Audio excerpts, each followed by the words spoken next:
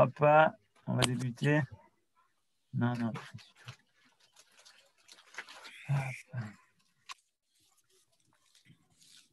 Chavon.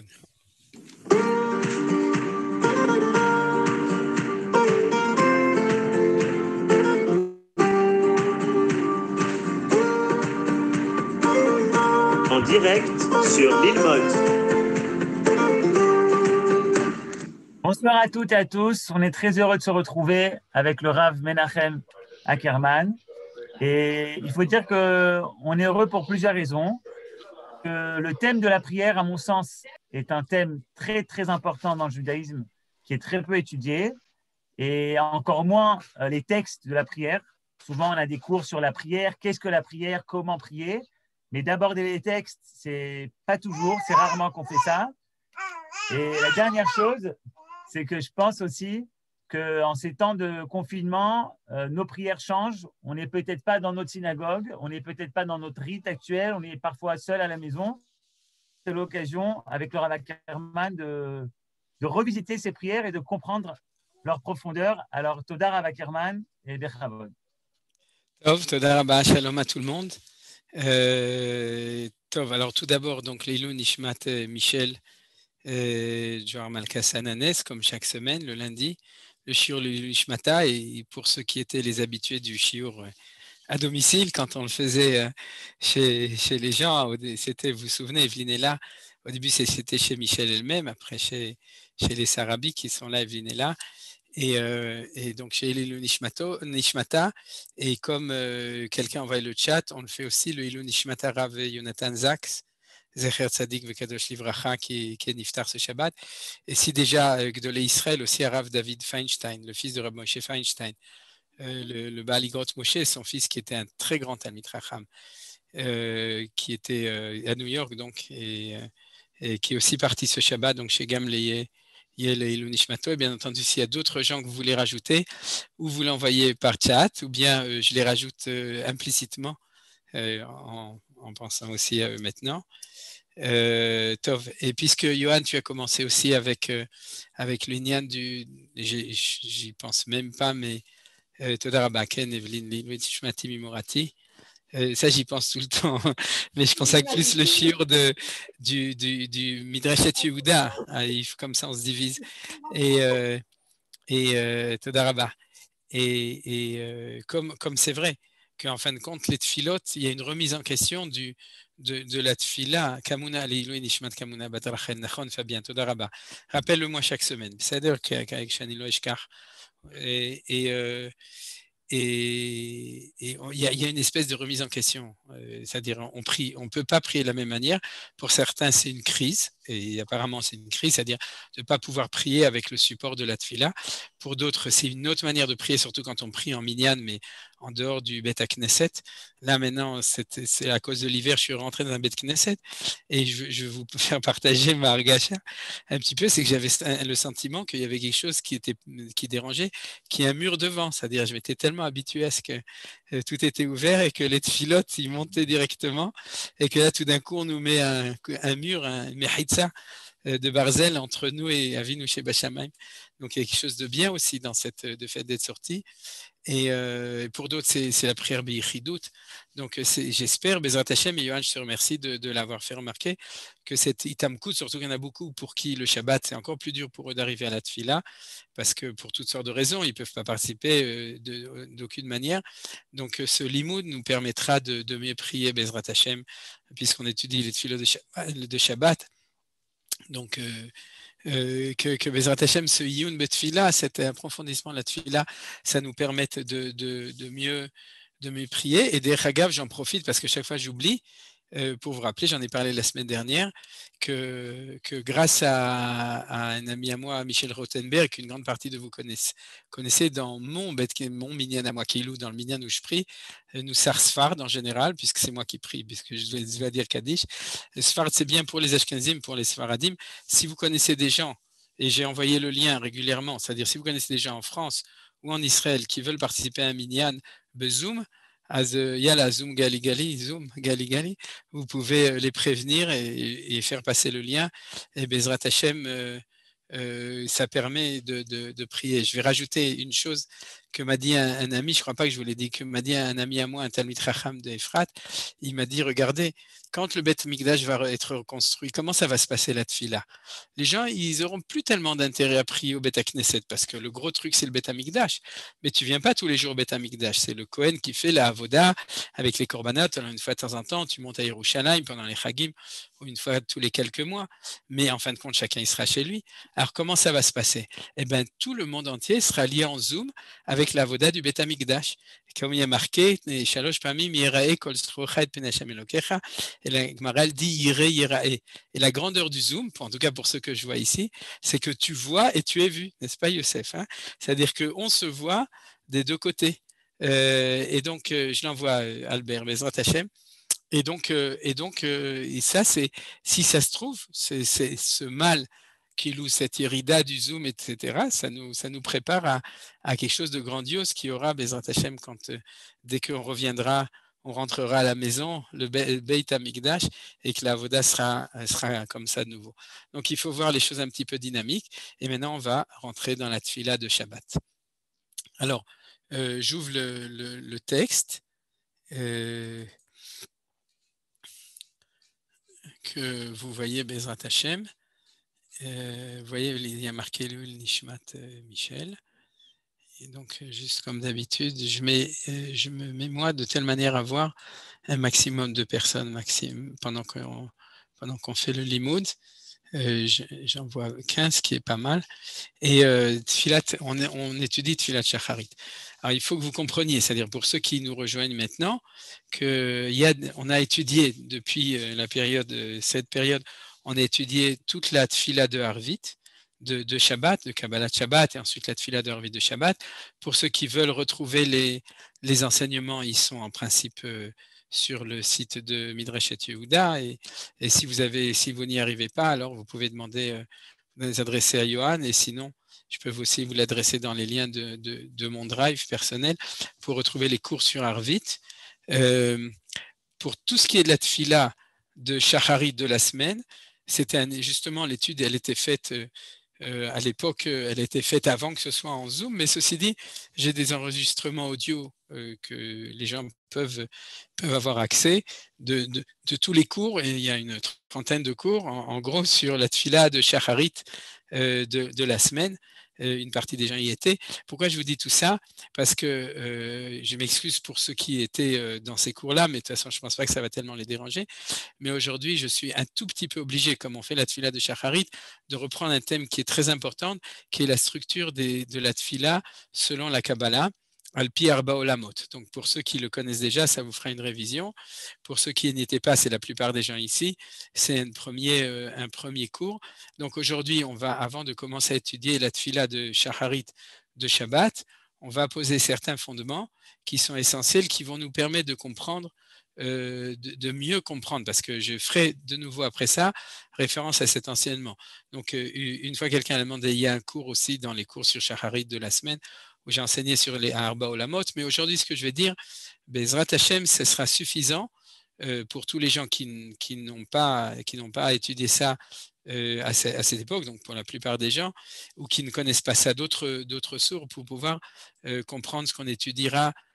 Donc, c'est un cours d'introduction un petit peu sur la structure de la tefila selon la Kabbalah.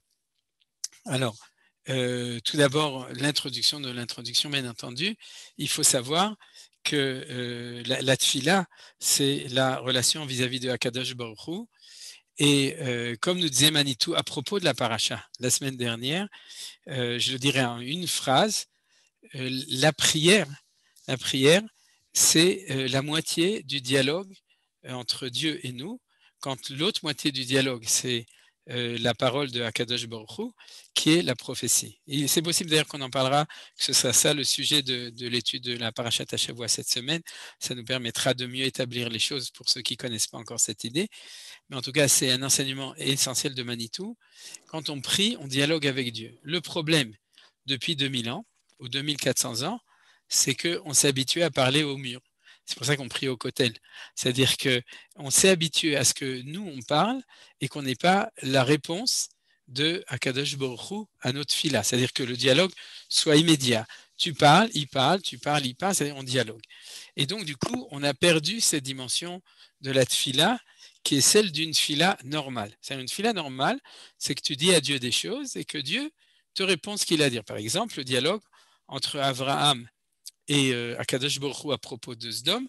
Alors, cette année, c'est pas ce qu'on a étudié, mais à l'occasion, peut-être que j'y ferai référence ce jeudi dans le cours de Parashat Hashavah Yom Hamishi, mais en tout cas, c'est un dialogue de prière, c'est-à-dire que Avram prie, Akadosh Baruch Hu lui répond, il reprie, il lui répond, etc. C'est-à-dire, il lui dit je t'en prie, etc. Donc c'est comme ça qu'est une fila normale, c'est une fila juive. C'est pas dire ce qu'on pense. Une fila juive, c'est dialoguer avec Akadosh Baruch Hu, tfila moul nevoa. Alors, où est-ce qu'on le voit dans la paracha? C'est le célèbre passou que Manitou citait, où il y a marqué que quand Sarah s'est fait prendre par Avimelech Melech Plishtim, Dieu apparaît en rêve à Avimelech. C'est-à-dire, il commence à lui dire, qu'est-ce que c'est que ça, que tu as fauché la femme de Avram. Alors il dit, mais non, il m'a dit que c'était sa sœur, donc, etc. Et ce n'était pas sa femme, vous connaissez tout ça. Donc, à la fin, Hachem dit à Avimelech, parle avec Abraham et demande-lui de prier pour tes femmes et tous les gens qui ont été frappés, qui naviou, vitpalel est là, qui naviou. Et donc, parce qu'il est prophète. Et Manitou demandait quel est le rapport entre le fait d'être prophète et le fait de prier. C'est QFD, c'est qu'il y a un lien profond entre la prophétie et la prière. C'est qu'en fin de compte, celui qui sait prier, je raccourcis, hein, c'est un enseignement qu'on est de Manitou, celui qui sait prier, c'est celui qui est prophète. Et c'est pour ça que notre Nusach de Tfila a été rédigé par des prophètes. C'est-à-dire que chacun ne prie pas. Il ne peut pas dire, à mon avis, il faut prier comme ça. Il faut être navi vraiment pour prier comme il faut. Vous avez compris. C'est-à-dire chacun, la vraie prière, c'est la prière de celui qui sait non pas prier à Dieu, mais dialoguer avec Dieu. C'est-à-dire celui qui sait comment est-ce qu'on parle à Kadosh Baruch Hu. C'est le seul qui sait, c'est celui qui entend la réponse. Donc celui qui sait dialoguer. C'est-à-dire, tout ça, c'est la base de l'introduction des Inyanim de Tfila. Maintenant, pourquoi je dis ça? Parce que comme vous savez, un deuxième enseignement de Manitou, c'est que la prophétie a disparu. Mais en fin de compte, la connaissance prophétique n'a pas disparu, elle s'est transmise dans la Kabbalah. C'est-à-dire que l'enseignement exotérique, ce qu'on appelle le niglé, c'est l'enseignement de la sagesse, de la Torah, et l'enseignement ésotérique, c'est-à-dire celui qui est de la pnémiout Torah, l'intériorité de la Torah, c'est l'enseignement, c'est par là que perdure l'enseignement de la prophétie de la Torah. C'est les Mekubalim qui connaissent la sagesse qui était transmise par les prophètes de génération en génération.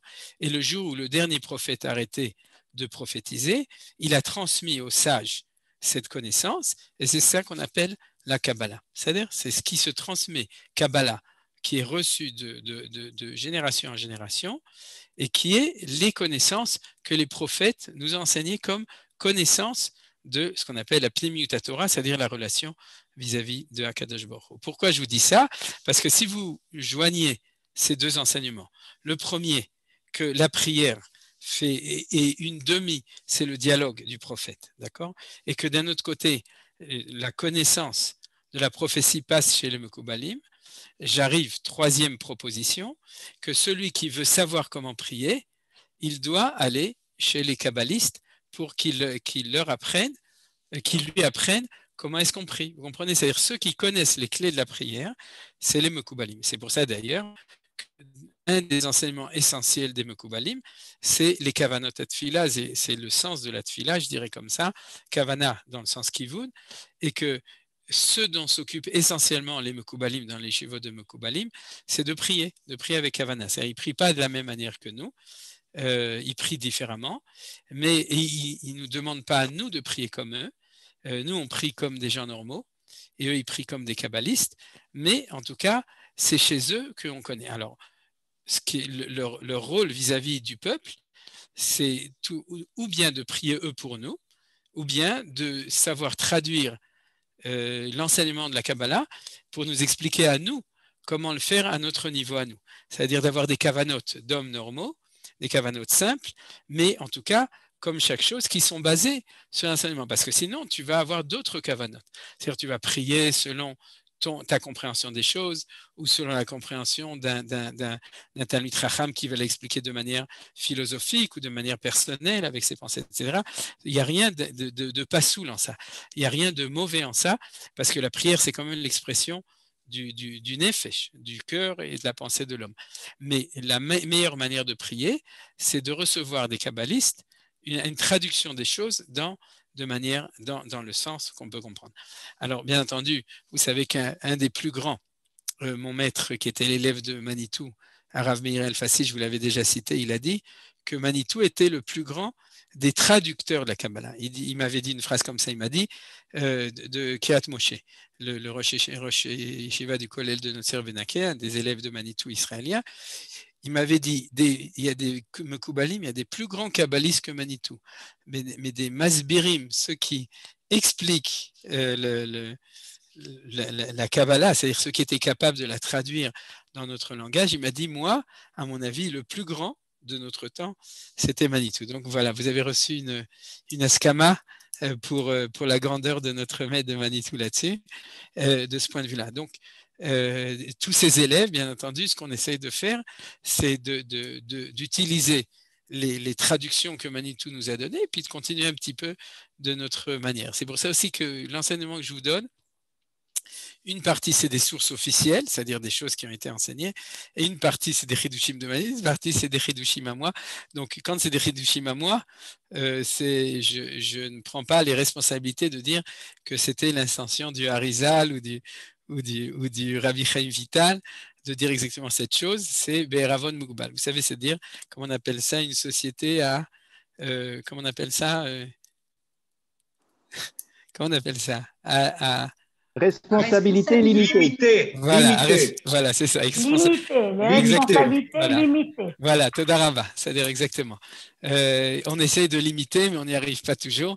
Donc, et donc, c'est la responsabilité. Donc, je pense si un jour vous entendez un autre Rav qui dit le contraire, Nbaya, vous pouvez vérifier avec moi si j'ai des sources ou si j'ai rajouté des choses.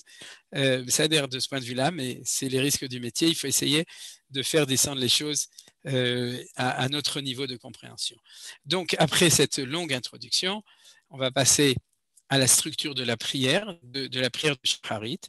Et ensuite, aujourd'hui, je vais vous donner un chidouche que personne n'a entendu en tout cas, puisque il était mitradesh depuis que j'ai fini le cours sur la Tfilat Shacharit, sur Mincha et Ma'ariv de la semaine. Mais en tout cas, sur la structure en principe, et de nouveau, parce que ce n'est pas le sujet d'aujourd'hui, c'est quand même une introduction. Volontairement, je vais enlever la partie de la tfila qui est après la Hamida. C'est-à-dire, je vous donne la structure de la tfila que du début de la prière, depuis les Birkot HaShachar, c'est-à-dire les bénédictions du matin, jusqu'à la Hamida, la Shmona Esrei. Donc, j'essaie de traduire les mots. Une autre demande, c'est que dans ce cours, que vous veniez avec un sidour de Shabbat, d'accord? C'est-à-dire que, en principe, je ne vous amènerai pas les textes de la tfila. Ça, vous prenez un sidour devant vous et vous n'avez pas besoin dans l'immédiat pour maintenant, pour l'instant, mais pour la suite, je vous demande de le faire.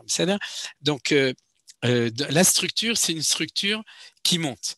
C'est-à-dire, on a 4 parties dans la prière et il y a une aliyat à olamot, c'est-à-dire que on commence du plus bas dans la tfila de Shacharit. Maintenant, je vous parle de la tfila de semaine. C'est aussi valable pour la prière de Shabbat. Sauf que la Shabbat, c'est bien entendu différent. Et c'est ça qui va nous permettre de voir la spécificité des prières de Shabbat. C'est-à-dire, si on ne sait pas sur quoi on s'appuie, on ne peut pas voir la différence avec une chose qu'on ne connaît pas. Donc, il faut d'abord apprendre Shabbat, la semaine en un tout petit peu. Et ensuite, on passera, peut-être déjà aujourd'hui, au Shabbat. Donc, ces 4 niveaux, c'est ce que j'ai marqué au 1. Et 1 et 2 que vous avez ici, je vais un petit peu l'agrandir pour que ce soit encore plus grand. C'est-à-dire, puisque c'est ça qu'on a besoin de voir aujourd'hui. C'est d'abord le 1, c'est ce qu'on appelle les Arba Olamot. Atzilut, vous voyez le 1, Atzilut, Bereya, Yetzira, Asiya. C'est-à-dire, ça c'est lu en hébreu de droite à gauche, c'est-à-dire du plus haut au plus bas. et en général, c'est comme ça qu'on les appelle. En Rachet Tevot, on a l'habitude de dire Abia. Abia, c'est Aleph, Bet, Yud, Aïn. C'est-à-dire, c'est les Rachet Tevot, c'est les initiales des 4 Olamot, Atzilut, Beria, Yetzira, Asiya. Mais dans la Tfila, ça va comme en français, de gauche à droite, c'est-à-dire on commence par Asiya, ensuite on passe à Yetzira, ensuite on passe à Bria, et ensuite on passe à Atzilut. C'est-à-dire que la Tfila est divisée dans l'autre sens. Regardez comment c'est. Jusqu'à Baruch She'amar, on est dans la Asiya. Jusqu'à Baruch Hu, c'est-à-dire Psuke des Imra, on est dans la Yetzira. Shema, avec les brachot du Shema, on est dans la Bria. Et Amida, on est dans la Atzilut. Pour ceux qui n'ont pas l'habitude, c'est du chinois, vous inquiétez pas, je vais l'expliquer. C'est du yiddish ou de l'araméen, c'est-à-dire, je vais l'expliquer. C'est juste pour avoir tout d'abord la structure générale des choses. Vous voyez que c'est une structure très claire. Et derech Hagav, si vous n'arrivez pas à vous retrouver dedans, sachez que chaque fois qu'on passe d'un olam à un autre olam, parce que ça s'appelle des olamot, c'est-à-dire des olamot, donc c'est des mondes, c'est-à-dire ça correspond, de nouveau.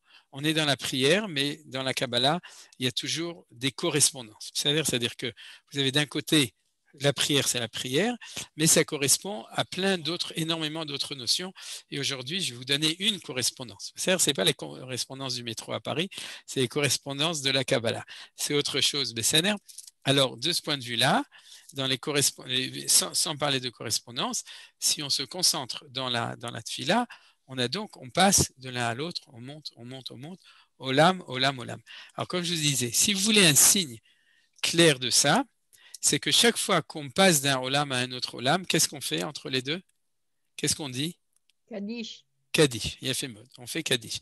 C'est-à-dire que on fait Kaddish. Quand on a fini jusqu'à Baruch She'amar, on fait un premier Kaddish. Ne me dites pas, chez Ashkenazim on fait 2, chez Sfaradim on fait 1, c'est pas important. Ce qui est important, c'est commun à tout le monde, c'est qu'il y a un Kaddish al Israël, ou Kaddish des Rabbanan, qui est après le Olam à Asiya, et à ce moment-là, on commence. Odul Hashem Kiru Bishmo, ou Baruch She'amar, ça dépend du Nusach, mais ça ne change rien. Ce qui est important, c'est qu'on passe à une deuxième chose. Ensuite, on fait Kaddish et on dit Baruch Hu. On passe au troisième. Ensuite, on ne dit pas Kaddish et on monte Gaal Israël et on monte à la Hamida. On ne dit pas Kaddish parce qu'on n'a pas le droit de passer du Shema à la Hamida. On n'a pas le droit d'interrompre entre Gaal Israël et la Hamida. Smichut Geula Litfila. C'est pour ça qu'on ne dit pas Kaddish. Mais normalement, il y aurait dû avoir un Kaddish à ce moment-là. Ça, vous avez compris. Ensuite, vous me direz des Kaddish après. Et je vous ai dit, on n'en parle pas. C'est-à-dire après la Hamida, il y a de nouveau des Kaddishim qui correspondent à ce qu'on appelle Horadat HaShefa. C'est-à-dire, on est monté 4 niveaux. Et après, dans l'autre partie de la Tfila, on fait redescendre, on est arrivé tout en haut de la montagne, dans la Hatzilut, c'est le Olam le plus haut, et à ce moment-là, on fait descendre tout ce qu'on a pris là-bas, Yeridat Shefa, ça s'appelle, et on redescend jusqu'à 0. C'est-à-dire, c'est pour ça qu'à la fin de la Tfila, on fait de nouveau la Ktoret qui est dans le monde à Asiya, on va voir, et on revient à cette chose-là, et on finit par un dernier Kaddish qui est de nouveau Kaddish al Israël. C'est-à-dire, il y a une espèce de symétrie. Quoi? Pardon, et rachetez votre là de Hatzilut, Beria, et Tira et Asiya, ça fait bien, Yevia. C'est bien le fameux Yevia Omer qu'on lit là, c'est ça? Oui, mais oui ou non, c'est-à-dire ça peut être uniquement un signe, parce que là-bas il y a marqué Yom, le Yom, Yabia Omer, il n'y a pas marqué. Où il y a marqué Abia Renanot. Abia Renanot, c'est Yevia Omer, qui est marqué. Oui, mais justement. Et donc, ça manque du Aleph de Abia. C'est-à-dire, alors, si tu veux faire un lien, vraiment, mais c'est plutôt un signe mnémotechnique. C'est-à-dire, alors, maintenant, on va expliquer les choses au niveau de la correspondance. J'aurais dû la marquer. Je vais la marquer. Je vais la marquer en hébreu, mais comme ça vous permettra de le comprendre. C'est-à-dire,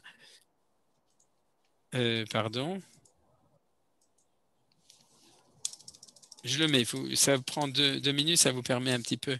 Ah zut. Ça vous permet peut-être de digérer ce qu'on est en train de dire. Ah zut. Les fèches.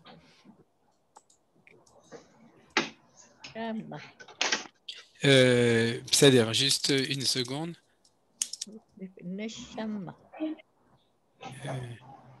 Ruach, Et Neshama. et en bas, Neshama. Voilà, vous avez tous deviné quand la Kavod. Et voilà, donc comme ça, ça permet quand même de mieux faire les choses. Besséder. Alors ça, c'est la correspondance dont je veux vous parler. Et c'est que vous comprenez très bien que là, il y a une aliyat olamot à l'intérieur de la personne. Et c'est des correspondances qu'il faut comprendre. C'est-à-dire, quand on parle de olamot, on parle d'autre chose qu'une personne humaine. Mais à l'intérieur de nous, on a la même chose et ces correspondances, elles sont marquées dans les Ketavim. Vous comprenez très bien qu'on a un gouf, on a un nefesh, un ruach neshama, c'est-à-dire que le gouf, c'est le niveau de la matière, le nefesh, c'est le niveau du psychique, le ruach, c'est le niveau supérieur de l'esprit humain, et la neshama, c'est le niveau complètement lié avec Akadosh Baruch Hu, spirituel, le niveau qu'on connaît le moins de nous. C'est-à-dire c'est la neshama qui est Théora, et Eloha et neshama shenatatabi Théoraï. D'ailleurs, vous voyez, Ata berata, Ata itzarta, Ata nefarta bekirbi. Donc Ata berata, c'est que tu l'as descendu de Hatzilut Abriya, Ata itzarta, tu l'as fait descendre, et ça devient le nefesh dans les tiras. Vada nefarta bekirbi, tu l'as mis à l'intérieur de mon corps, c'est la asiya. Vous vous souvenez qu'on a parlé quand on étudiait Yona, on avait vu cette référence-là d'un Radak qui parlait de ça. Et donc, il y a encore quelqu'un qui a... J'essaie de fermer tout le monde, mais j'y arrive pas. Il y a quelqu'un qui a son micro ouvert. S'il veut nous faire une tova, le fermer, ce sera très gentil. Voilà, ça y est, j'ai réussi. Alors donc ça, c'est des bases, si vous voulez, un petit peu incontournables pour comprendre ces choses. C'est que pour comprendre ces notions, et certaines correspondances, on les comprend mieux, et ça nous permet de comprendre d'autres. Parce que vous voyez qu'ici, on a 3 correspondances. Une dans les brachot de la tfila, une les olamot, et une les différentes parties de la personne humaine. C'est-à-dire qu'ils sont encore un élément. Alors là, vous comprenez, quand on passe du gouf au nefesh au ruach au neshama, on est en train de monter. Dans la prière, ça veut dire que dans la prière, on va faire une prière qui est liée au gouf, on va faire une prière qui est liée au nefesh, une prière qui est liée au ruach, et une prière qui est liée à la neshama. Alors on va voir comment. Jusqu'à Baruch She'amar, ce dont on parle dans la tfila, on parle des korbanot, essentiellement. Ça, vous savez, Ezeu Mekoman et le mizmor du jour, pas le mizmor, le korban, le sacrifice perpétuel de Shacharit. Normalement, ça fait partie de la tfila du matin pour ceux qui le lisent. C'est-à-dire, on dit Tzavet Misraim Martem et Korbani Lachmi Lisher et Achnichori, Tishmou Lakribli Bemoado, Va Martem Zecher Shatikrivu Lachem, etc. C'est-à-dire qu'on lit le matin le Tamid Shel Shachar. C'est avant de commencer. Maintenant, vous me demanderez, normalement, on aurait dû le dire à quel moment? Le Tamid Shel Shachar. Logiquement, selon votre logique, la logique immédiate, à quel moment on aurait dû le dire? Au moment de la Hamida. Puisque dans la Hamida, on dirait que tu acceptes la prière, la avoda du Beth Amikdash, et la preuve, c'est que quand on prie Moussaf, on récite le Korban. Et vous avez remarqué que dans la Hamida de Shacharit, on ne lit jamais le Tamid Shel Shachar. Dans aucune prière, que ce soit pendant la semaine ou pendant le Shabbat, normalement, ça aurait été le plus logique, c'est qu'à un moment, par exemple dans Retzé qui fait mention à la avoda du Beth Amikdash, au sacrifice au temple, que dans Retzé, il y ait, comme il y a marqué dans la Torah, etc., comme on fait un moussaf de Shabbat et des fêtes, comme il y a marqué dans la Torah, Tzavet Misraim, et Korbani, Lachmi, Leishar, Tishmeru, Lakrili, Bemoado, Varzeh, Asher, Shatkrivu Lachem, Ken, Keves Echad, etc. Je vous le lis en vitesse, je vous le dis en hébreu, je n'ai pas besoin de le traduire, c'est l'histoire du petit mouton qu'on amène tous les matins. Ouais, et on ne le fait pas. Alors, on ne le fait pas, c'est une lacune. Non, il n'y a pas de lacune parce qu'on le fait. On le fait à l'endroit où ça doit être. Pourquoi? Parce que le sacrifice, ça fait partie de l'expression du rapprochement entre l'homme et Dieu au niveau du corps. C'est-à-dire, c'est corporel le sacrifice. C'est de la viande, c'est du sang, etc. Bien entendu, au Beth Amikdash, les gens qui sont bêtes, ils pensent que le Beth Amikdash, c'est que ça. parce que c'est ce qu'on appelle la vitrine du Beth Amikdash, c'est-à-dire l'extérieur, comme pour tout le monde. Ce qu'on voit tout de suite, c'est la gashmiout, c'est la matérialité. Alors il y a des gens bêtes sans Mikdash, parce que nous on est bêtes avec Mikdash, Beth Amikdash, et qui pensent que comme c'est la vitrine extérieure, et même la Torah nous la montre, que c'est tout ce qu'il y avait là-bas. C'est comme s'il disait sur un homme que tout ce qu'il a l'homme, c'est son corps ou son apparence extérieure. Ce n'est pas leur faute. Ça fait 2000 ans qu'on n'a plus de Beth Amikdash. Donc comme ça fait 2000 ans, on a perdu la mémoire de ce qu'il y avait au-delà de l'écrit, du pshat, c'est-à-dire de ce qui est raconté par la Torah ou dans l'apparence des choses. Donc on a oublié que dans le Beth Amikdash, au-delà du corporel du Beth Amikdash qu'on appelle les sacrifices, il y avait tout l'intérieur qui est Nefesh Ruach Neshama. C'est-à-dire les gens qui ont un tout petit peu de lecture attentive de la Torah, ils voient très bien que ça monte plus haut. Déjà rien que le fait de dire Reach Nichoach, Reach, c'est déjà quelque chose qui est au niveau du Ruach. C'est-à-dire quand il y a de bonnes odeurs, vous vous imaginez que Dieu, il est en train de respirer l'odeur des graisses qui sont en train d'être consumées sur le misbéach? Non, pas du tout. C'est-à-dire que, ou les ratzon, ça doit être accepter les ratzon. Ratzon, c'est déjà quelque chose de très haut. Le ratzon, la volonté de Dieu, etc. Sans parler que l'étude des textes de Chazal, dans la Gemara, de Zvachim, de Menachot et tout, nous font comprendre ce genre de choses. Mais pour ça, il faut un petit peu étudier des textes qui sont un petit peu ardus. Mais en tout cas, ce qui est clair, c'est qu'au-delà du gouffre, dans le Beth Amikdash, il y avait tout ça. Je dirais que le problème, c'est plutôt autre part, c'est que depuis qu'on s'est séparé du corporel de notre existence collective qui est Eretz Israël, Jérusalem, le temple et la nation hébraïque, c'est-à-dire depuis qu'on a été diasporisé en exil, on a perdu cette notion de la collectivité du côté corporel et donc nos prières ont été séparées des corbanotes. Et du coup, on a cru que le summum de l'idéal, c'est de prier dans la spiritualité en étant détaché de la matérialité de la prière. Heureusement qu'il y avait une matérialité qui est le Sefer Torah, la synagogue, les gens avec qui on était, etc. Toutes sortes de choses qui nous font un petit peu redescendre. Mais ceci dit, on a perdu le vrai corporel qui était les corbanotes. Alors dans notre prière, ce qu'on a dit, Uneshalma parim sefatenu. C'est-à-dire que ce que nous disons, c'est que même si on ne peut pas amener un korban, il faut au moins qu'on prie le korban. C'est-à-dire qu'on exprime le fait qu'on n'a pas oublié que dans notre prière, si dans notre prière, il n'y a pas la dimension matérielle, ce n'est pas une bonne prière. Donc, on fait jusqu'à Baruch She'amar une prière qui mentionne au niveau verbal l'existence d'une dimension matérielle de la prière. Comment ça s'appelle dans les Olamot? Asiya, ouais, aucun rapport avec l'Asie, l'Extrême-Orient, etc. Asiya, c'est une lachon la'asot, c'est-à-dire c'est le monde de l'action. Le monde de la réalité de l'acte. Dans la réalité de l'acte, ce n'est pas une prière, c'est un korban. Si tu aimes Dieu, tu l'amènes un korban. Ish, kematnat yado, kevirkat Adonai Elohecha asher natan lach. Si tu aimes Akadosh Baruch Hu, amène des korbanot. Lui dis pas que tu l'aimes. Si tu aimes ta femme, tu lui amènes des fleurs, des chocolats, des cadeaux. C'est-à-dire, si tu aimes quelqu'un, tu l'exprimes par le fait de donner. Ayen, erech, vérifier ce que dit le Rambam Maïmonide, c'est-à-dire quand il parle de la mitzvah de Ve'avta l'ereacha kamocha. Qu'est-ce qu'il dit? Il dit pas, va pas chez ton ami et lui dit I love you, je t'aime bien, etc. C'est vrai, c'est important. C'est le verbal. Mais exprime ça dans le ma'aseh, parce que la Torah, c'est des mitzvot, c'est des ma'asim. C'est-à-dire, sache l'exprimer. Alors, tu crois qu'au Beth Amikdash, c'est pas la même chose? Bien sûr, c'est la même chose.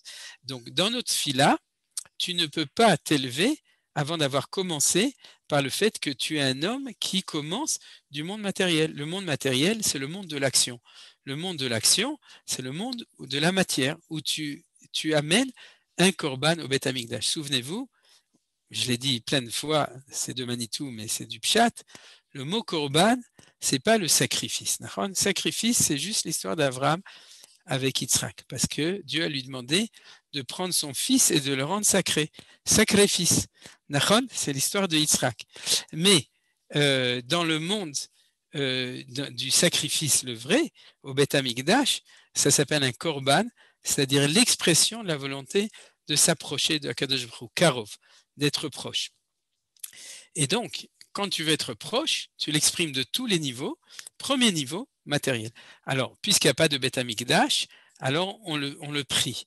Et donc, jusqu'à Baruch She'amar, on commence par ça, par la Asiya, qui est au niveau du gouffre. Vous avez compris. C'est-à-dire, alors, de ce point de vue-là, je l'avais déjà dit à l'époque, quand je faisais le cours chez Michel et après chez les Sarabis, j'invite chacun, même quand il est pressé, au niveau de cette fila, surtout les hommes qui prient 3 fois par jour, c'est-à-dire de ne pas, quand on est pressé souvent, on fait Birgot HaShahar et après on commence avec Psuket Zimra. C'est un peu dommage. C'est-à-dire que même si vous êtes pressé, dites toujours Et Korbani Lachmi. C'est quelques psukim. Ceux qui le connaissent par cœur, ils peuvent le dire en allant à la tfila quand on est pressé. Mais en tout cas, de ne pas sauter les étapes. Vous comprenez, de toujours commencer notre tfila par au moins le tamid shel shachar, c'est-à-dire le petit mouton. Bien sûr, pour les femmes aussi, il n'y a aucune interdiction, si vous priez de toute façon le matin, de rajouter ça. C'est-à-dire, ça prend exactement 20 secondes pour ceux qui prient à la vitesse israélienne, 30 secondes pour qui prient à la vitesse Chutz Laaretz. Vous savez comment on appelle une prière rapide? TGV, Tefila à grande vitesse. Alors donc, pour ceux qui prient comme ça, c'est pas très long. Et à ce moment-là, vous avez le fait que vous avez construit votre fila, le fi à seder selon l'ordre. Alors, on a fini avec la Asiya et on va passer à la deuxième partie, c'est la Yetzira. La Yetzira, c'est ce qu'on appelle aussi Psuké. C'est le sujet d'aujourd'hui, mais on ne va pas tellement y arriver. Psuké de Zimra. D'accord? Ça ne s'écrit pas comme ça en hébreu. On ne dit pas deux, mais c'est de l'araméen des Zimra. Mais ce n'est pas grave, vous pouvez l'écrire comme ça aussi. Les psuké de Zimra, c'est depuis Hodou ou Baruch She'amar jusqu'à Ishtabah. Et c'est quoi? C'est Zimra, c'est des chansons. C'est-à-dire, on lit que des versets, ou bien des Teilim, ou bien de la Torah quand on lit Aziashir Moshe, ou bien des Ktuvim quand on lit Vaïverer David, les René Kolakal, etc., ou bien d'autres psukim d'un peu partout. Mais en fin de compte, les Pesuké, c'est-à-dire des psukim de Zimra, c'est des psukim de cantilèges, de chansons, de chants, c'est-à-dire de chanter. Alors cette partie-là de la tfila, elle correspond à un niveau supérieur, c'est le niveau du nefesh. Le nefesh, c'est les sentiments. C'est l'âme vitale, vitalis, c'est celle des sentiments. L'amour, la joie, la haine, etc. sont à ce niveau-là. Qu'est-ce qui nourrit ça dans la tfila? C'est la chanson. Quand tu chantes, ton nefesh se réveille. Vous êtes tous d'accord avec moi? C'est-à-dire, et si on n'a pas ça, notre tfila, elle est fichue. C'est-à-dire, parce que les femmes qui prient, elles se mettent un fichu sur la tête. Donc, c'est pour ça que leur tfila, elle est fichue. Et donc, et le deuxième niveau, c'est celui-là. Si on était, c'est ce que font plus les Sfaradim, si on avait le temps, même en semaine, c'est ce qui s'appelle des psuké de Zimra, on devrait les chanter. C'est-à-dire, il y a des chassidim aussi, si vous avez entendu, c'est un chassidim qui psuké de Zimra, ça leur prend un quart d'heure, 20 minutes, parce qu'ils chantent tout. Chez les Sfaradim, c'est mieux, on chante un petit peu, c'est-à-dire, on les lit au moins à voix haute. Chez les Ashkenazim, c'est du TGV, c'est-à-dire, normalement, mais en tout cas, c'est ça, cette notion de psuké de Zimra. C'est éveiller son nefesh.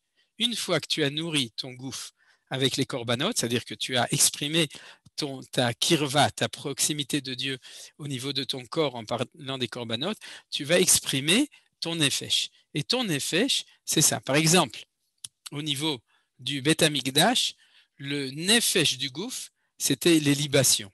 Les libations, c'est le vin. Pourquoi? Parce que vous savez que quand on boit du vin, on ne nourrit pas son corps, on nourrit son nefesh. On ne nourrit pas son ruach ou sa neshama, on éveille la joie. C'est-à-dire le pain, c'est les menachot, c'est-à-dire les offrandes de farine, ou la viande, bassar, les vasser, c'est la nourriture du corps, et le vin, c'est la nourriture du cœur. C'est pour ça que ça s'appelle une libation. Ça vient du mot lève, libation. Meine Liebe en yiddish, c'est-à-dire que à libation, c'est le lève à Sion. Vous avez compris, c'est le vin, c'est pour rajouter quelque chose qui élève la gashmiout au niveau du nefesh. Et c'est un peu le passage entre les deux. Et c'est pour ça que quand on versait les libations au Beth Amikdash, C'est à ce moment-là que les Lévi'im entonnaient les chants Shir Shayu Alevim Ovrim Bevet Hamikdash et qui commençaient à chanter. C'est logique. Parce que quand tu fais ça, tu éveilles le Nefesh et tu as envie de chanter. Alors ça, le chant de la Tfila, ça correspond, vous avez compris, au Nefesh. Et ça correspond au niveau Yetzira dans les Olamot.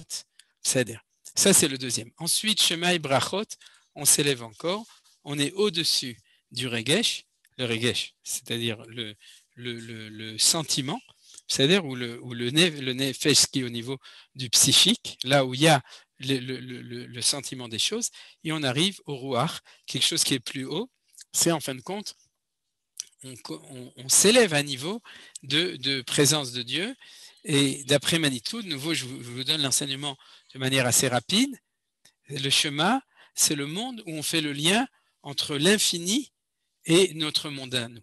C'est-à-dire, vous savez, on va l'expliquer au niveau des mots justement de Bria. Je vais le mettre un peu plus pour qu'on voit les choses en parallèle. C'est-à-dire, voilà. Vous voyez, c'est-à-dire que ces choses-là, une autre correspondance, c'est la correspondance de la création du monde. Atzilut, c'est avant la création du monde. Bria, c'est l'instant de la création. Yetzira, c'est la formation du monde. Et Asiya, c'est le monde dans lequel on est aujourd'hui. Alors, l'instant Bria, c'est le moment où le monde a été créé, qui est le passage entre la Elokut, c'est-à-dire l'infini ou l'être de Dieu en soi-même, et le monde qui a été créé. Ce moment-là, c'est là où on s'élève au-dessus du sens, c'est-à-dire la joie, les sentiments, etc. On arrive déjà à quelque chose de plus haut. Et puisque c'est un moment charnière, Manitou nous expliquait que c'est le temps de faire l'unité. L'unité fondamentale, c'est créateur et créature. Vous êtes d'accord? Ou Neshama et Gouf, c'est-à-dire ou matière et spiritualité, ou le jour et la nuit, c'est-à-dire etc., etc. C'est-à-dire tout ça, toutes ces unités, ils apparaissent dans le temps du Shema. Et c'est pour ça que le point central, c'est la phrase du Shema qui est un petit peu le summum. Il y a des brachot avant, il y a des brachot après, il y a 3 chapitres du Shema, mais la phrase, puisque la grande force du Shema, c'est quoi? C'est Hashem Elokeinu, Hashem Echad. C'est l'unité de toutes les valeurs. Comme disait Manitou, l'unité, l'unicité, c'est l'unification de tout. Le haut et le bas, la droite et la gauche, les 4 directions, toutes les valeurs du monde, etc. Donc, cette grande unification, elle se dispatche après. Et par exemple, la première bracha, pour ceux qui connaissent la halacha ou les sens plus obvious des choses, vous le connaissez, la première bracha, que ce soit la nuit ou que ce soit le jour, c'est Yotzer Or Uvore Hosher. Ou bien Ama'avir ou Mevilaila, que ce soit le soir, c'est l'unification de l'obscurité et de la lumière, du jour et de la nuit. C'est-à-dire la nuit, on ne prie pas la valeur de la nuit et le jour la valeur du jour, mais la nuit, on prie la valeur de l'unification de la nuit avec le jour et le matin, du jour avec la nuit. C'est pour ça que le meilleur temps de prière, c'est le temps de passage. C'est-à-dire de prier honnête, c'est le passage entre la nuit et le jour, et de prier avec la tombée de la nuit. Et la prière de la tombée, le meilleur moment pour prier, la prière de Ma'ariv, Mincha Ma'ariv, c'est le moment de la tombée de la nuit. C'est-à-dire de faire l'unification, le yichud, entre les valeurs opposées ou bien contradictoires a priori. Alors, cette valeur, qui est une valeur, vous voyez, ce n'est pas de l'intellectualisme, c'est la valeur, on pourrait dire, de la spiritualité hébraïque ou de l'intelligence hébraïque, c'est le Shema et les brachot, c'est Ruach et c'est Bria. Et en fin de compte, après, on fait un passage extrêmement haut, puisqu'on pourrait dire ensuite, on rentre dans le Olam de Akadosh Baruch Hu lui-même, de Ensof, ça c'est la Hatzilut et c'est la Amida. Donc, si vous imaginez la chance qu'a une personne qui prie de savoir que quand il arrive à Hatzilut, il arrive au summum, on pourrait dire, de la proximité avec Akadosh Baruch Hu. les questions qui se posent, c'est comment ça se fait qu'à ce moment-là, qu'est-ce qu'on dit à Dieu? Donne-moi des sous, donne-moi de l'argent. Ouais, vous savez. C'est-à-dire qu'il on lui dit dans les 13 brachot du milieu, etc. Bon, ça, c'est le cours qu'on avait fait à l'époque. C'est comment ça se fait que pendant la semaine, pas le Shabbat et les fêtes, quand on arrive à la Hatzilut, c'est-à-dire tu rentres dans le Kodesh HaKodashim, le palais du roi, au plus profond, de quoi tu lui parles? De tes petites préoccupations personnelles, c'est-à-dire qu'on avait des ailes pour s'élever, et puis tu arrives tout en haut et tu perds son aile. Vous avez compris, c'est-à-dire une préoccupation personnelle, c'est-à-dire qu'on arrive a priori. Ça, c'est une question bifne asma, Manitou Sha'arei Dima, si vous voulez étudier les enseignements de Manitou, dans l'enseignement qui était justement rédigé par Chaim Rothenberg, voilà exactement, les enseignements de Manitou. Il y a bien entendu d'autres sources, mais en tout cas, on ne va pas du tout s'occuper de ça, puisque aujourd'hui, on s'occupe de la tefila de Shabbat, qui ne s'occupe pas des préoccupations personnelles des gens du tout. C'est-à-dire, c'est la tefila de Shacharit de Shabbat, Ismar Moshe, ou bien, etc. Il s'occupe de la réjouissance, c'est-à-dire Ismar Moshe. Ismar Moshe, il se réjouit. Et donc, ça s'occupe de choses totalement différentes. Mais en tout cas, dans le principe, et de ce point de vue-là, il n'y a aucune différence entre le Shabbat et la fête, on passe tout ce processus jusqu'à arriver au plus haut du plus haut. Et le plus haut du plus haut, c'est vrai que Shabbat, il va y avoir encore Moussaf, qui va être encore plus haut, mais on le verra. Mais en tout cas, en commun, par rapport à tout le reste des prières, on a ces 4 niveaux de Aliyat Olamot, c'est-à-dire de montée, qui sont, comme vous avez vu, Asiya, Yetzira, Beria et Atzilut. Alors jusqu'à là, tout ça, c'était cette première introduction qui nous permet de comprendre la structure de toutes les prières de la semaine, y compris du Shabbat. Parce que le Shabbat, vous avez remarqué, ce qu'on va voir, c'est qu'est-ce qu'on rajoute dans la Asiya Shabbat, qu'est-ce qu'on rajoute dans la Yetzira Shabbat, qu'est-ce qu'on rajoute dans la Bria Shabbat, et qu'est-ce qu'on change dans la Hatzilut Shabbat, puisque Shabbat, on change complètement au niveau de la Hatzilut. Par contre, au niveau de la Bria, on rajoute qu'elle adonne al-kol ma'asim, etc. Dans la Yetzira, on rajoute plein de choses. Et dans la Siya, justement, on va voir qu'on rajoute pas grand-chose. Et c'est comme ça que je vais articuler l'étude de la prière de Shacharit de Shabbat. C'est-à-dire tout le temps comparer entre la prière du Hol et qu'est-ce qui s'est passé au moment où on rentre dans le Kodesh de Shabbat Kodesh, de la prière de Shabbat. Donc vous comprenez pourquoi on ne pouvait pas commencer le cours sans avoir eu cette introduction essentielle. Alors ce que je vais vous rajouter, et ça je ne l'ai pas marqué ici, mais qu'est-ce qui se passe à Mincha et Arvi de Chol? Pashut Meod, comme c'est des chidushim par rapport à ce que j'avais enseigné, je voudrais vous l'enseigner maintenant en quelques mots, en 2 mots, et à mon avis, aujourd'hui, bien que j'avais prévu de parler déjà des Psuké Zimrat Shabbat, ce sera repoussé à la semaine prochaine. C'est-à-dire, parce qu'aujourd'hui, on va s'arrêter dans 10 minutes à la fin de ça. Je vais en profiter pour vous dire 2 choses intéressantes. Si vous regardez la prière de Mincha de Harvit, qu'est-ce qu'il y a dedans et qu'est-ce qu'il n'y a pas dedans au niveau des 4 choses? Parce que vous avez remarqué qu'en fait, la prière par excellence qui respecte tous ces niveaux, c'est la prière du matin, et c'est normal. C'est qu'avant de commencer notre journée, on construit notre journée, on construit notre être.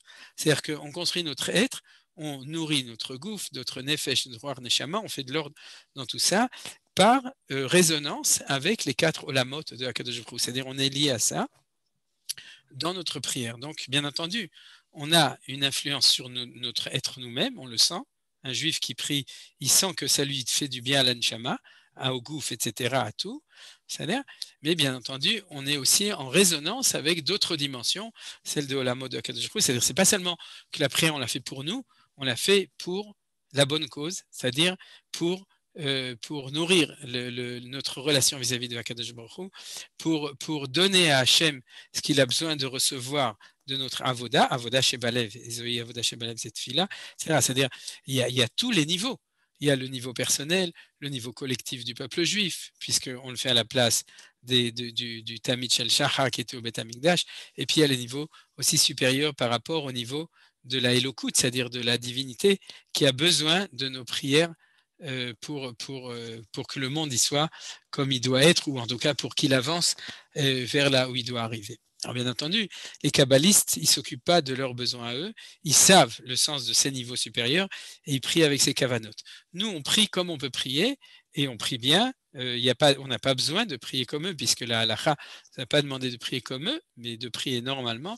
Et au moins, c'est possible avec ce que je vous ai dit. Chez les Sfaradim, par exemple, vous n'avez pas un Sidour Sfarad israélien normal. Je ne parle pas de Patach Eliyahu qui a oublié à cause de la galoute qu'un Sfarad, c'est quelqu'un qui est lié avec la Kabbalah.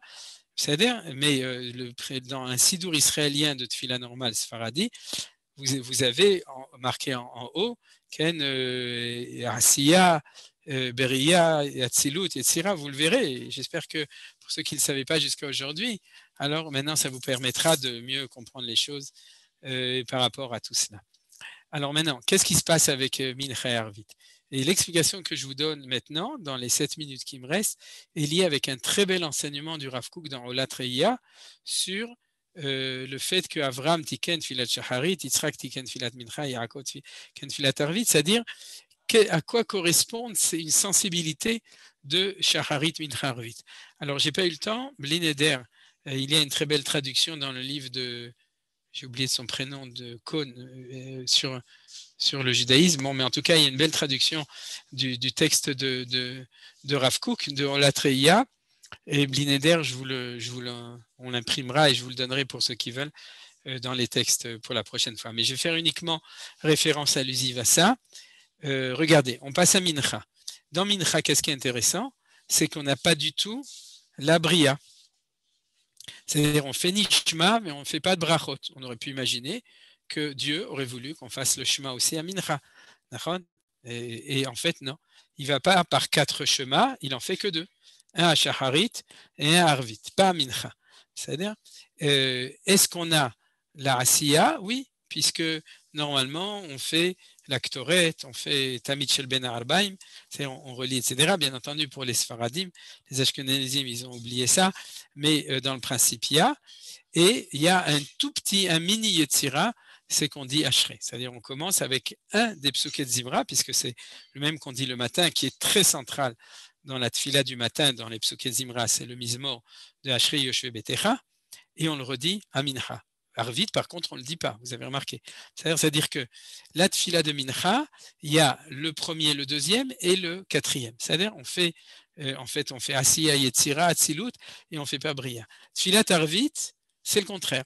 On fait ni Asiya ni Yetzira, on commence directement avec Baruch Hu, c'est-à-dire, et on fait Beria Atzilut. Vous avez remarqué? C'est-à-dire que c'est différent dans la structure. Alors, ça veut dire quoi? Ça veut dire que si on a bien construit cette fila du matin, alors on fait comment on appelle ça? Quand on reprend une partie des choses, un refresh au niveau informatique, c'est-à-dire qu'on rafraîchit un petit peu les choses, ou on reprend des thèmes qui ont été établis le matin en fonction du temps. Alors, dans le temps de l'après-midi, on est complètement dans la Asiya. C'est comme ça que le Rav Kook explique ça.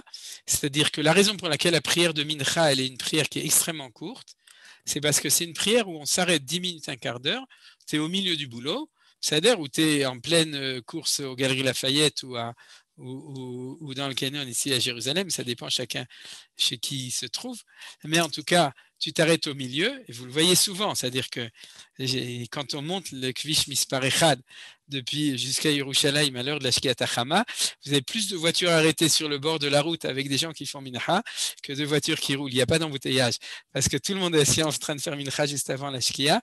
Donc ça, c'est la prière de Mincha. C'est quoi? C'est la grande force de Mincha.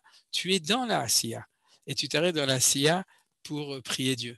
Mais en fin de compte, la vérité, c'est que tu es un petit peu en dichotomie entre qu'est-ce qui te manque? Il te manque le yichud, vous avez compris? C'est-à-dire que tu es dans la Asiya, tu dis à Akadosh Baruch Hu, j'ai pas le temps, je suis en train de signer un contrat important, etc. Et Akadosh Baruch Hu, il dit non, arrête-toi 10 minutes, prie avec moi. Alors tu pries, mais tu es au milieu de la prière, tu es encore en train de penser à ton contrat que tu es en train de signer. C'est-à-dire que tu n'es pas vraiment dans un temps où tu es capable de vraiment lier les deux. Mais c'est pas grave, tu fais ta tefila. Alors tu as bien entendu la Asiya, tu as un tout petit peu de Psuket Zimra, parce que sinon il n'y a pas de spiritualité, tu fais Ashrei Betecha, et après tu sautes directement à ta Amida, tu fais ta Amida et tu retournes au travail après. Vous avez compris? C'est-à-dire que c'est un temps où volontairement, Chachamim, ils ont complètement raccourci la prière. Ils nous ont dit, tu pries 10 minutes, pas longtemps, ou un quart d'heure si c'est avec en minyan, un quart d'heure, 20 minutes, c'est de toute façon pas long.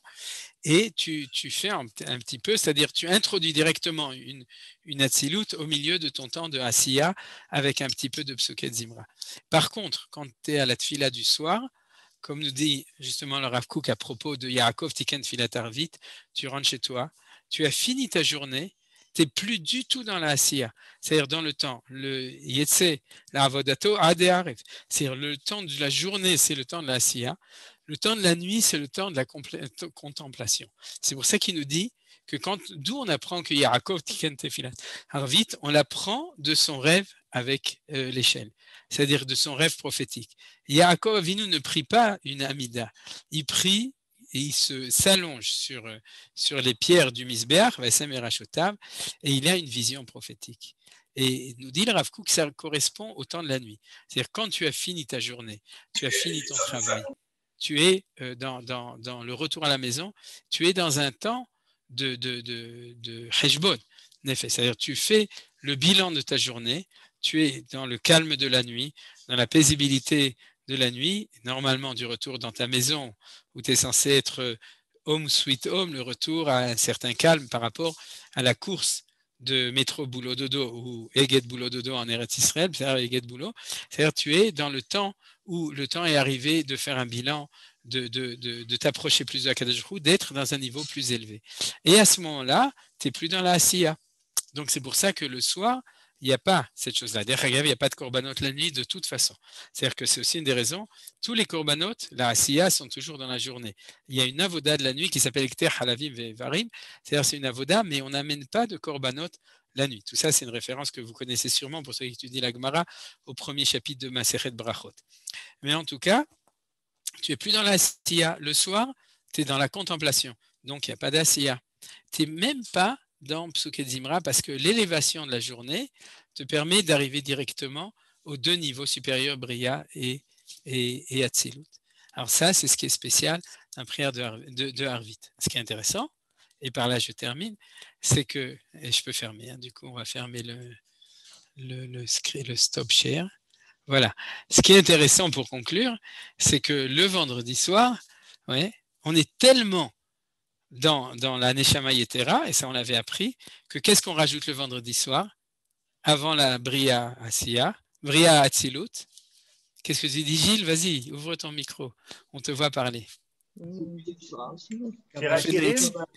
Shir Shirim et Kabbalat Shabbat, c'est-à-dire qu'on est dans un monde où on peut reprendre ces trois niveaux, c'est-à-dire de commencer avec Yetzira, Bria et Hatzilut. C'est-à-dire, et c'est ça qu'on va découvrir à propos des Psuket Zimra de Shacharit aussi, c'est que le temps du Shabbat, c'est un temps où, puisqu'on est dégagé de la Asiya, puisque qu'est-ce qui est marqué pour Shabbat? Lo ta'ase kol melacha. Lo ta'ase, traduction, sors-toi du Olam Asiya. C'est ça le fait d'être chômeur Shabbat. Vous savez pourquoi ça s'appelle chômeur? Parce qu'on ne travaille pas. C'est-à-dire, donc, celui qui est chômeur Shabbat, il efface le Olam Asiya et il commence sa avoda dans la Yetzira. Et on verra, c'est ça qui nous permet d'avoir une grosse Yetzira, c'est-à-dire de pouvoir exprimer notre Neshama, par le Olam Yetzira, qui est Psuké des Zimra, qui est le chant, l'expression de quelque chose qui est beaucoup plus haut. C'est en fait, grâce au fait qu'on est Shomer Shabbat, c'est-à-dire qu'on est séparé de la Asiya, alors on se dégage et on peut commencer avec le Nefesh, Ruach, Neshama, le Shabbat. Oui, il y a Joseph qui a dit qu'il y a un 5e niveau, Pseder, mais on n'en parle pas ici, c'est pas dans ce cours, si tu veux, dans d'autres occasions. Pseder, c'est ce qu'on appelle Chaya Yechida, c'est les deux niveaux supérieurs de la Neshama. C'est pas le sujet ici, Pseder, puisque même dans la Tfila, on n'arrive que à Hatzilut, c'est-à-dire la Tfila, elle parle d'Hatzilut, elle parle pas de ce qu'il y a au-dessus de ça. Pseder. Ok. Alors, Après, c'est une chute, c'est pas. Non, ce n'est pas une chute, c'est une descente. Il y en a pour qui c'est une chute, Ah bon. mais normalement, c'est une descente. C'est-à-dire que toute la chokma, après la Hamida, c'est de pouvoir contrôler la descente pour ne pas s'écraser. C'est-à-dire justement ne pas chuter. Il y a tous des paliers de sas de descente. Il faudrait un parachute. Pour les athlètes, voilà, c'est ça. C'est qu'on ne fait pas une chute, mais une parachute. C'est-à-dire on fait quelque chose qui est parallèle. C'est-à-dire on apprend à descendre comme il faut. Comme je l'avais déjà dit, je crois que c'est le Baal Shem Tov, Beshem Imi Morati, Zichona Livracha, Anireni Kaparat Mishkava. Elle avait dit, je crois que c'est Reb Shlomo Karlbar qui avait dit que le grand Nisayon d'Avraham, c'était pas de monter pour la Hakeda. Le grand Nisayon, c'est qu'une fois que tu es là-haut, comment tu fais pour descendre? Et Rabbi, le Baal Shem Tov disait, moi, ce qui est dur, c'est que quand je suis dans la tefila, j'arrive pas à sortir. C'est-à-dire comment je fais pour redescendre et après aller à la macolette. Vous comprenez? C'est-à-dire que il y a des gens pour qui c'est ça leur problème. Bon, c'est pas le problème de tout le monde, mais c'est l'idée du parachute. Tov, Az Gamarnou, si vous avez des questions à poser ou des remarques à faire, c'est le moment. À ce propos, je crois qu'il y a aussi une girsa, Chassidim Arishonim Ayushoim Sha'achat Lifnei Atfila, donc pour se préparer, mais je crois qu'il y a une girsa qui dit qu'après la tfila, il leur présente encore 1 heure pour justement ouais, Nachon, Chazak Yohan, mais en fait, c'est la girsa et Katou, Ayushoim Sha'achat Lifnei Tfilatan, mais Sha'achat Tfilatan. Le film Haché Isbarti, d'après j'ai expliqué, c'est que Tfilatam, c'est que la Hamida, c'est-à-dire que l'heure qui passait avant, c'est pour faire la voda de Asiya, Yetzira et Bria. C'est ça qu'il faisait à ce moment-là. Et Sha'achat Achet Filatan, c'est pour tous les passages qui sont après. Et nous, on fait ce Sha'a ça dépend, pour les Marocains en une demi-heure, pour les Ashkenazim en 10 minutes, quoi. Qu'est-ce que tu dis? Qu'est-ce qu'il dit? Ça marche pas chez les Ashkenazim, Sha'achat. Quoi? C'est-à-dire Sha'a, c'est un instant. Il y a d'autres manières de dire. C'est-à-dire le fait. Mais on le fait, la vérité. C'est-à-dire, Shoim litfinat fila ve shoim achariat fila. C'est-à-dire, mincha, c'est ashré. Quand tu dis ashré, tu es shoé avant ta amida. C'est-à-dire, litfinat filatan, achet filatan, c'est avant ou après la amida. La amida, c'est le moment de la nevoie aussi, des chagam. C'est le moment où dans une prière prophétique, tu es dans la Hamida, ça, peut-être ce jeudi, je n'ai pas encore décidé, c'est ce que je vous montrerai ce jeudi, ceux qui connaissent d'autres fois où je l'ai expliqué, mais peut-être qu'on le fera si ça vous intéresse. Top. Alors, quelqu'un veut poser une question ou donner une réponse? Oui, à propos des Marocains. Attendez, pas tout le monde ensemble. Qu'est-ce qui a commencé? Allez nous les savoir, c'est quoi? Où est-ce qu'on en est? C'est qui? C'est Tania qui parle? Oui. Ah, salut Tania. Alun le Shabéach, c'est un petit peu compliqué. C'est-à-dire qu'en fait, quand tu dis l'actoret et tu dis Enkeloenu, etc., tu fais la conclusion de tout et tu descends jusqu'à la Asiya. C'est-à-dire c'est à ce moment-là qu'on descend dans le Olam Asiya. Et Alun le Shabéach, c'est quelque chose qui vient après. C'est une espèce de conclusion, on pourrait dire. C'est-à-dire quelque chose qui nous permet de tout, ou bien de nouveau remonter, dire qu'on va faire Aliyat Olamot de nouveau, etc. C'est-à-dire une fois qu'on est descendu. C'est un passage qui est un peu outsider, en dehors du Seder. Outsider. Nachon, vous allez dire. Quelqu'un d'autre veut poser une question ou dire quelque chose? Il y avait quelqu'un d'autre. Concernant les corbanotes. Concernant les corbanotes de Shachrit et de Mincha, qu'on lit à Shachrit et Mincha. Oui. Alors, comme le temple n'existant plus, c'est marqué Shalima Parim Sefatenu. Donc, le narratif a été remplacé par le fait qu'on les dit Shalima Parim Sefatenu, d'accord? Bon. Compte tenu du fait que le Beth Amikdash n'existant plus, il y a beaucoup de mitzvot qui sont Telut Baaretz. Pourquoi on les lit? Puisque le Beth Amikdash n'existe plus. Je n'ai pas compris le rapport avec Tluyot Baaretz. Il y a beaucoup de mitzvot qu'on ne peut plus pratiquer parce qu'elles n'ont plus leur raison d'être. Oui, mais d'accord. La réponse. Je termine.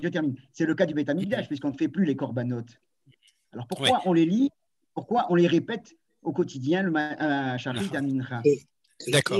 La réponse, La réponse à ce que tu as demandé, c'est la question, je l'ai traduit un peu pour tout le monde, c'est que tu dis pourquoi est-ce que ce qui est au Beth Amikdash, les Korbanot, on a besoin de faire un succès d'année, c'est-à-dire bien qu'on est d'amener d'essayer d'avoir le succès, mais pourquoi est-ce que par rapport aux autres, je parle dans la Galoute où on n'avait pas le Beth Amikdash, et même aujourd'hui on l'a pas encore, mais pourquoi est-ce qu'on fait pas la même chose avec la Trouma et avec toutes sortes de choses? La vérité, la réponse à ça, c'est que pour tout, les Chachamim ont essayé de chercher comment faire quand on n'avait pas pour faire comme si on avait. C'est-à-dire, on en avait parlé à propos de la prière sur le rabbit par rapport à la prière en dehors quand on avait étudié tout ça, etc. C'est-à-dire qu'il n'y a pas une chose qui était à l'époque du temple, c'est-à-dire quand je parle du temple qui est à l'époque où on était normaux, c'est-à-dire où toutes les mitzvot étaient et pouvaient être réalisées, c'est-à-dire il faut une nation, il faut une terre, il faut un Beth Amikdash, il faut Jérusalem, il faut un roi, il faut un Sanhédrin, etc. Il faut des prophètes, et c'est-à-dire qu'il n'y a pas une chose de tout ça qui ont disparu, c'est-à-dire où les Chachamim n'ont pas fait tout ce qu'ils pouvaient pour nous laisser lier avec ça. Mais ça demanderait une étude extrêmement longue pour montrer à chaque chose où est-ce que les Chachamim, bon, pour ceux comme toi, j'imagine, qui étudient par exemple les Sugiot de Zraïm, c'est-à-dire le premier passage des six passages de la Mishnah, alors c'est là qu'on le voit. Où est-ce que les Chachamim, ils ont fait attention à ce que la mitzvah de Halal reste, la mitzvah de Trumot, Maasrot, etc. reste. Il y a des choses où c'était incontournable, on ne pouvait pas faire la Shemitah en Chutz La'aretz parce qu'on ne peut pas singer des choses qui sont insingeables. C'est-à-dire que c'est ce qu'on avait dit à propos du fait qu'on ne se prosterne pas ou on n'enlève pas les chaussures dans une synagogue parce qu'on ne fait pas semblant des choses. Mais des fois, ne pas le faire, c'était aussi une manière négative de rappeler les choses. Mais disons que pour raccourcir, tout a été réinstitué comme les Chachamim savaient qu'il fallait le faire. Et c'est ça qui est extraordinaire. C'est que quand ils ont parlé des korbanot, ils ont réfléchi, Rega, où est-ce que je vais pouvoir te mettre des korbanot? Je ne sais pas si vous savez, mais chez les chrétiens, la Théba, ça s'appelle l'autel. Et ils font des pseudo-korbanot ils font, comme j'avais dit une fois, ils font un mosti lechem min haaretz, avec l'hostie, etc. Et donc, etc. C'est-à-dire qu'ils ont essayé de reproduire là où on n'a pas le droit de le reproduire. Nous, on a fait attention autrement, et les Chachamim se disaient, fais attention, on ne peut pas singer les korbanot en dehors du temple. Donc, il faut faire quelque chose. Et ils ont fait ce qui était le plus intelligent, c'est-à-dire on ne peut pas faire de korbanot en dehors du temple, mais on peut parler des korbanot. Donc ils l'ont mis à l'endroit où on pouvait le dire, et c'est dans la tefila, à l'endroit précis qu'on a appris aujourd'hui. C'est-à-dire Toda Rabba pour la question. Alors, pardon, si je peux me permettre, parce que... Oui, mais il faut donner la place aux autres, alors je te donne qu'une question en plus. C'était simplement pour terminer. Si j'ai posé la question, c'est parce que j'avais un peu la réponse déjà en tête de mon maître, le grand rabbin Shushan Zichrone Bracha, qui nous avait posé cette question là-bas au séminaire, et qui avait donné une réponse qui était pratique. Il dit, pendant 2000 ans, le temple n'ayant pas existé, on ne faisait pas de korbanot. C'est le mode d'emploi. Quand le Beth Amikdash va revenir, on saura au moins comment on va refaire les korbanot, puisqu'on a pris le mode d'emploi, on l'a répété pendant 2000 ans. Autrement dit, c'est le vadémécum des korbanot dans le Beth Amikdash. Il a fait. C'est une demi-réponse, elle est vraie, mais c'est une demi-réponse. Et je vais te dire pourquoi c'est normal que quand tu étais au séminaire, c'était une demi-réponse, parce que Ner Mitzvah ve Torah Or, et là-bas, il n'y a que la semi-ner. Alors, quelqu'un d'autre qui veut poser une question? Oui, Hervé. Au début de la prière, le matin, on démarre avec Elohim Veloé Avotenu. Le tout début. Tout début. Et vous avez dit qu'on faisait ça en 15 secondes. Non, Hervé, je vais t'expliquer très bien que tu poses la question. Si quelqu'un il veut dire toute la première partie, ce qu'on appelle la Asiya, ça prend un quart d'heure, s'il le dit tranquillement. C'est-à-dire avec tout, avec la Hakeda, avec le premier chemin, avec Birkot HaShachar, avec la Ktoret, avec Ezeum Koman, etc., tout ce qu'il y a là-bas. S'il veut tout lire comme il faut, et c'est pour ça qu'un bon juif Sfarad, ça lui prend un quart d'heure. Un bon juif Ashkenaz aussi, sauf qu'il arrive avant tout le monde, sinon il ne pourra pas le faire. Ou bien il le lit à la maison. Mais ce que j'ai dit, c'est que c'est comme chaque chose. Si tu comprends qu'on ne peut pas commencer par la Shaharit, par la Yetzira, c'est-à-dire Psuke Zimra, parce que tu as un manque de ta relation vis-à-vis de Avodat Hamikdash, alors tu n'es pas je dirais, la preuve, c'est que la plupart, énormément de gens ne font pas tout ça. Tu le sais, tous les Ashkenazim, ils commencent, ils aiment bien la vie douce. Généralement. Alors, ils commencent à eau doux. Ouais. Ils se rendent la vie plus douce. Mais en fait, ce que je veux dire, c'est qu'une fois qu'on a appris ça, c'est-à-dire qu'on a compris la structure de la tefila, c'est pas parce que tu as des habitudes où tu n'as pas le temps que tu peux pas ne pas faire un minimum. Alors, c'est ce que je t'ai dit. C'est-à-dire que si tu fais le minimum, c'est de dire le passage du Tamid Shel Shacharit, et ça prend 30 secondes.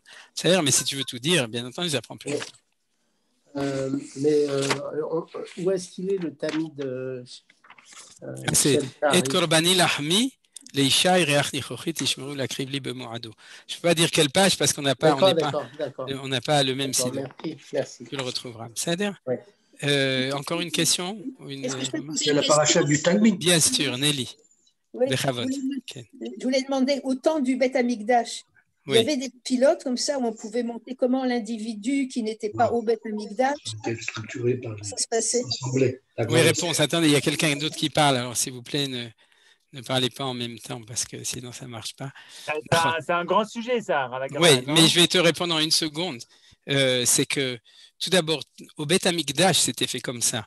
C'est-à-dire que les Kohanim, quand ils faisaient les korbanot, ils étaient mechavnim, alpi nevoa, alpi asod, selon le sod, que quand ils faisaient un korban, ils faisaient toutes les choses-là. Et comme ils le faisaient pour tout le peuple juif, on était tous nourris de cette aliyat olamot, c'est-à-dire que c'est marqué dans tous les sifrei Kabbalah, et c'est aussi marqué dans les sifrei Pshat, que ce que faisaient eux, nous nourrissait nous. Et du coup, on avait moins besoin de le faire. Mais ceci dit, comme les Juifs, ils ne priaient pas forcément de la même manière que nous, mais ils priaient toujours selon cet ordre. C'est ça que tu comprends. C'est-à-dire, même comme disait Yohan, le prophète, il priait 3 heures chaque prière, mais il le priait selon le même seder. C'est un peu comme chaque chose. Et c'est un peu aussi la réponse à Hervé. Tu peux prier. La prière, c'est de l'accordéon. D'accord ? Tu peux prier plus long, tu peux prier plus court. Puisque tu peux prier comme dans le truc de Chabad en 3 minutes avec tes tefilines, ou bien tu peux prier en 3 heures chaque tefila, comme le dit la Mishnah sur les Chassidim Arishonim. Et il n'y a aucune injonction dans la halacha de prier plus long ou plus court. C'est-à-dire que les Chachamim savaient que chacun peut prier. Mais ce que tu ne peux pas, c'est renoncer au céder des choses. Vous avez compris ?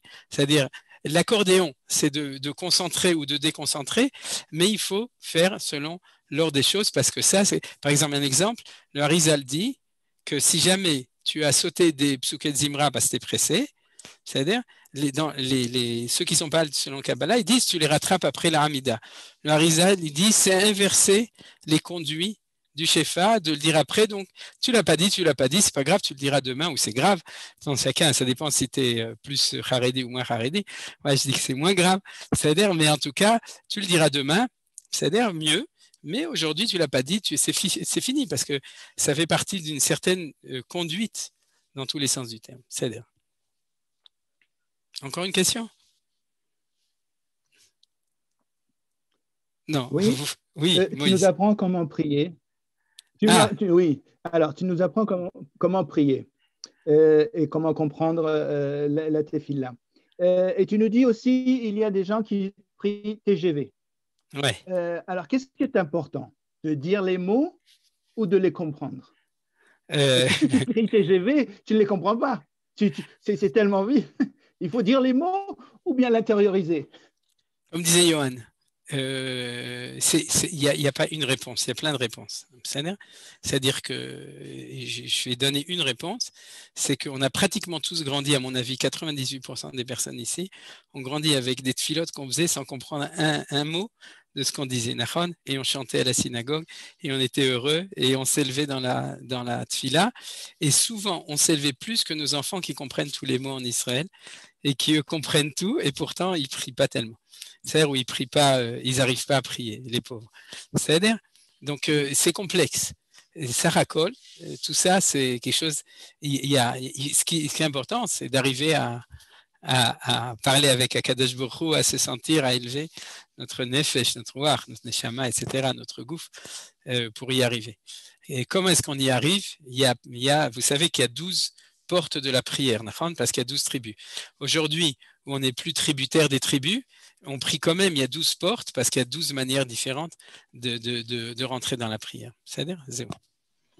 Je finirai par une blague à ce sujet, Rav Ackerman. Ouais. Le Rav Bochko, une fois, il a fait un cours sur la tfila. Il a dit, regardez, c'est tellement beau. Les Sfaradim, ils aiment tellement la tfila que chaque mot, ça dure 1 heure. Et les Ashkenazim, ils aiment tellement la tfila qu'ils veulent tout de suite arriver au mot d'après. Il a fait Hazak Baruch. Ouais. Ok. Mais c'est-à-dire, quelqu'un veut encore, sinon on s'arrête là. C'est-à-dire.